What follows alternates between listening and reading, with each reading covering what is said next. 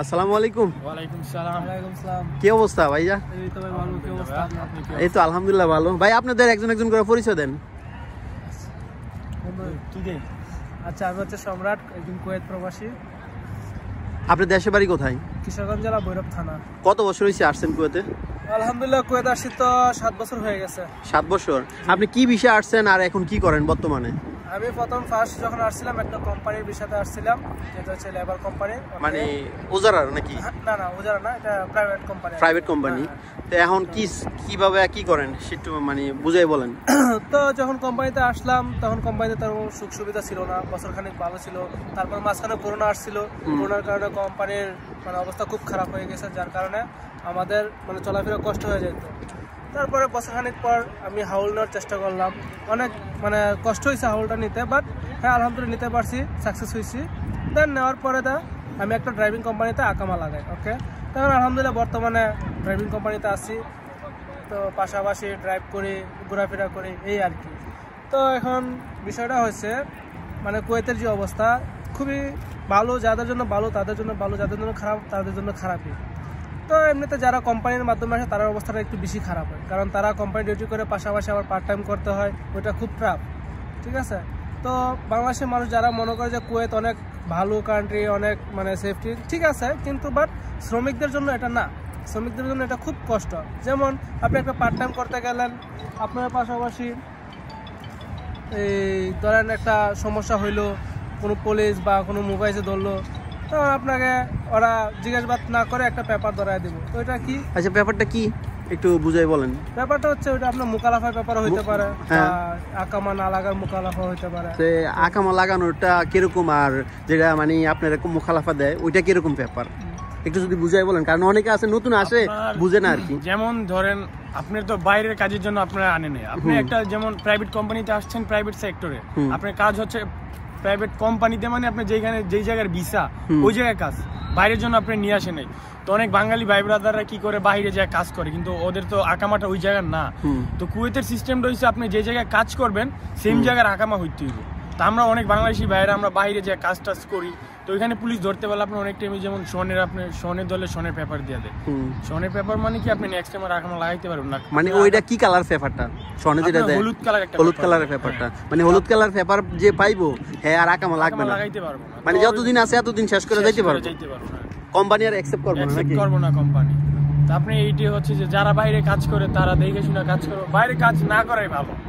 আর যারা কোম্পানিতে আসে আপনি মানে কি বিষয়ে আসলে কোম্পানিতে ভালো সুযোগ সুবিধা করবে এটা একটু বলেন। এটা ডিপেন্ড করে যার উপরে। সবচেয়ে বেটার হবে যদি প্রাইভেট কোম্পানিতে আসে, যেরকম ওজারার কিছু ভিসা আছে ওইগুলিতে যদি আসে তাহলে বেটার, কারণ ওইখানে স্যালারি আপনার মোটামুটি ভালো দেয়, তখন আপনার বাইরে পার্ট টাইম করা লাগে না। ওকে, তখন আপনি ওজারার ওই যে স্যালারিটা দেয় ওইটাতে আপনার পোষায় যাবে, সমস্যা হয় না। কিন্তু আপনি যদি কোম্পানির সাথে আসেন তাহলে আপনার অনেক ট্রাফ মানে অনেক কষ্ট করতে হবে। যেরকম কোম্পানি ডিউটি শেষ করে আমার পার্ট টাইম যোগাইতে হবে, পার্ট টাইম করতে হবে, রাত্রে এসে রান্না বাড়া করতে হবে, তারপর খায়া ঘুমাইতে হবে। তো এখন মানে আপনাদের কথা হইছে মানে কাজ শিখে আসতে হবে, মানে লেবার আর ক্লিনারের কোনো খানা নেই নাকি? আপনি যদি বিদেশে আসার ইচ্ছে থাকে আপনি ওই সিস্টেম মতোই আসেন, মানে কোম্পানিতে আইসা বাইরে কাজ করার চিন্তা ভাবনা এগুলো নিয়ে আইসেন না। আপনারা যারা আসবেন বাংলাদেশে আসার আগে বুঝে শুনে আসবেন।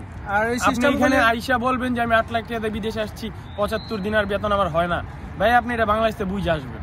আপনি কেউ জোর করে নিয়ে আসতেছেন, আপনার স্বইচ্ছা আপনি আসতেছেন। কুয়েতে বিশেষ করে যতগুলি কোম্পানি আছে, ক্লিন কোম্পানি, লেবার কোম্পানি, 75 টাকার উপর কোনো বেতন নাই। ঠিক আছে, মানুষ বলবে 110 দিনার, 120 দিনার, 150 দিনার, হ্যাঁ ঠিক আছে, 24 ঘন্টায় 150 দিনার, 12 ঘন্টায় 110 দিনার, ঠিক আছে, আর 8 ঘন্টায় 75 দিনার। মানে কোনো দালালি বলুক না কেন আপনার 150 টাকা বেতন, মনে রাখবেন 24 ঘন্টা ডিউটি ধরায়, মানে দালালের কোনো কথা মানে পড়া যাবে না। ঠিক আছে, আর এই যে মনে করেন ক্লিনার বিষয়, কোম্পানি বিষয় আসতেছে মানুষ 8 থেকে 9 লক্ষ টাকা দিয়া, তো এটা কি আসা ঠিক? না না, আমি একদমই মনে করি এটা আমার একদমই। তারপর আবার 2 বছর পরে গেলে কই কন্ট্রাক্ট শেষ, 360 টাকা দাও, 400 টাকা দাও, 400 টাকা কত হয় হিসাব আছে নি, বাংলাদেশে 3 লাখ টাকার মতো। তো এই জিনিসটা তো মনে করেন আমাদের বাংলাদেশ গভর্নমেন্ট কোনো এটা দেখে না, তাদের উদ্দেশ্যে কিছু বলবেন? ভাই গভর্নমেন্টের উদ্দেশ্যে আমার কিছু বলার নাই না, তারপর আপনি একজন প্রবাসী, আমি একজন প্রবাসী, ঠিক আছে, মানে পজিটিভলি বলবেন আর কি, পজিটিভলি বলবেন। কারণ অন্যান্য কান্ট্রি থেকে যেমন নেপাল থেকে ওরা অনেক কম পয়সা দিয়ে আসতে পারে, ওদের বেতন হয় 150 টাকা 180 টাকা, কত ডিউটি কয় ঘন্টা? 8 ঘন্টা মাত্র। 8 ঘন্টা। তো ওদের জন্য এই যে অত সুন্দর সুন্দর ভিসা, স্টার বক্সের ভিসা আছে, কোস্টা কপির ভিসা আছে, তারপর মাতাম রেস্টুরেন্ট সবকিছুর ভিসা আছে। আর আমরা একটা ভিসাই শুধু পাই যে কোম্পানির, তাও লেবার ভিসা, ঠিক আছে, এই বিষয়টা পাই। আর অন্যান্য দেশের কান্ট্রিরা ওরা কত ভালো ভালো আকুত ভিসা পায়, ভালো প্রাইভেট কোম্পানির ভিসা পায়, রুম, খাওয়া দাওয়া, থাকা, ওয়াশিং মেশিন সবকিছু দেয়। আর আমাদের কোম্পানি রুমটা বন্ধ দেয় না, রুমটা নিতে গেলে দালাল হারে 20 টাকা দিতে হয়, 10 টাকা দিতে হয়, তারপর একটা সিট দেয়। আচ্ছা, আপনি যে গভর্নমেন্টের দোষ দিয়ে আপনার কোনো লাভ নেই। গভর্নমেন্ট আপনি বলেন যে আপনি 8 লাখ 9 লাখ টাকা দিয়ে আসেন, মানে আমরা নিজেরাই আসতেছি, মানে নিজেরাও কিছু আমরা পরিবর্তন করতে হবে। আমরা বাঙালিরা আমরা নিজেরাই নিজের ক্ষতি করতেছি। আমরা কেন আসবো? গভর্নমেন্ট আমরা বলে না যে 8 9 লাখ টাকা তোমরা আসো, আমরা নিজেরা আসতেছি।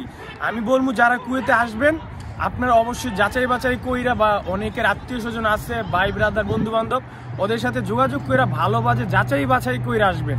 বাংলাদেশে আসার পরে এখানে দোষ দিতে, দালালের কোনো দোষ নাই।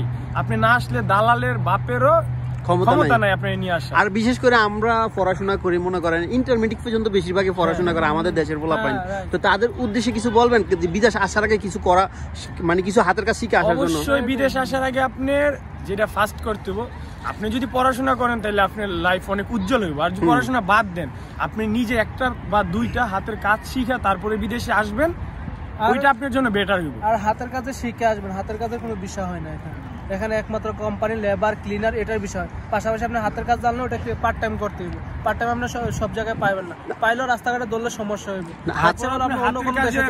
হাতের কাজে একটা দাম আছে, আপনি যদিও আসতে পারেন এখানে, আসার পরে যেগুলো যেমন আসতে হবে হাতের কাজে, আপনি আহালিতে আসেন, আকুতে আসেন, আসার পরে হাতের কাজ জানলে ভালো একটা কুইতি বা কোম্পানিতে আপনার কাজ, মানে কাজের দক্ষতা দেখা ওরা আপনার হাউলি নিব, ভালো একটা স্যালারি পাইবেন, মানে আপনি ভালো একটা ফ্যাসিলিটি পাইবেন।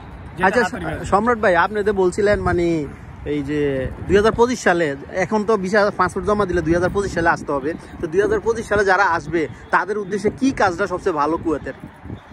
ভাই এটার কোনো নির্ধারিত কাজ হয় না, এটা ডিপেন্ড করে ভাই কোম্পানির উপরে। যদি ক্লিন কোম্পানি হয় ওদের সব এই ক্লিন কাজই দিব, আর যদি লেবার কোম্পানি হয় তাহলে ওই যে রাস্তাঘাটের পরিষ্কার করে। এই যে কিছুক্ষণ আগে আপনি বললেন মানে নেপালিরা এই ধরনের কাজ করে, মানে ওই ধরনের কাজের জন্য যারা আসতে চায় আর কি, তো এই কি মানে 25 সালে আসলে কি করতে হবে ওইটা একটু বলেন। সবচেয়ে বেটার হবে যদি প্রাইভেট কোম্পানির বিষয় নিয়ে আসে, যেটা ওদের মাধ্যমে হয়, বা যে আপনার আরো অনেক কিছু আছে যেরকম যে বাইরের রেস্টুরেন্ট, মাতাম, ওইগুলির বিষয়টা যদি আসে তাহলে ঠিক আছে, কারণ ওইগুলির স্যালারি অনেক ভালো।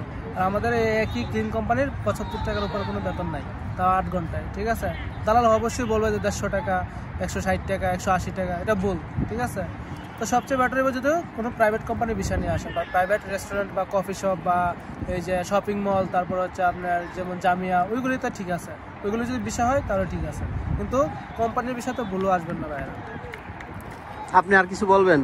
আপনি তো পরিচয়টা দিলেন না। আমি সামির, আমার বাসা ঢাকা, আমি কুয়েতে আছি 8 বছর যাবত। তো বলে দেন, যেহেতু আমাদেরকে সাপোর্ট করে একটু।